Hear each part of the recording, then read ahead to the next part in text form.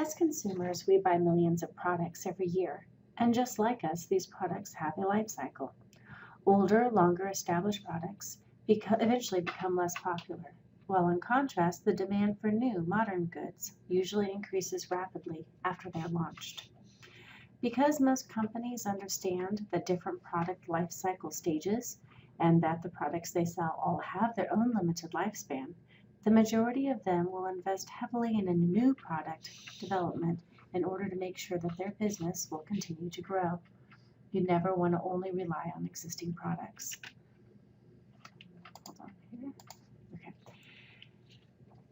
The product life cycle has 4 very clearly defined stages, each with their own characteristics, and that means different things for businesses that are trying to manage the life cycle of their particular products. The introduction stage is at the beginning. This stage of the cycle could be the most expensive for a company launching a new product. You'll see the profit line in blue here and sales revenue in purple. The size of the product, the size of the market for the product is small in the introduction stage, which means that sales are low. And although they will be increasing, it might not happen right away. On the other hand, the cost of things like research and development, consumer testing, and marketing needed to launch the products is very high in this stage, especially if it's in a competitive sector. The next stage is the growth stage. That's right here. The growth stage is typically characterized by a strong growth in sales and profits. And because the company can start to benefit from economies of scale in production, the profit margins as well as the overall amount of profit will increase. This makes it possible for businesses to invest more money in the promotional activity to maximize the potential of this growth stage. After the growth stage, we reach the maturity stage. During the maturity stage, the product is established, and the aim for the manufacturer is now to maintain the market share that they have built up. This is the time that it is most competitive for products and businesses because they need to invest wisely in any marketing they undertake.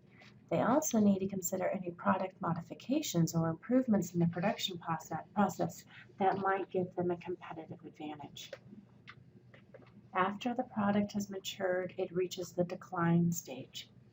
Eventually, the market for a product will start to shrink, and this is what's known as the decline stage.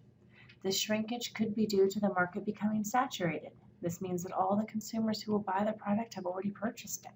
Or it could be because the consumers are switching to a different type of product. While this decline may be inevitable, it may still be possible for companies to make some profit while switching to less expensive production methods and cheaper markets. Here's an example of watching recorded television and the various stages in each method. If we were going to be thinking of the introduction stage, we would be viewing 3D TVs. They are in the introduction stage.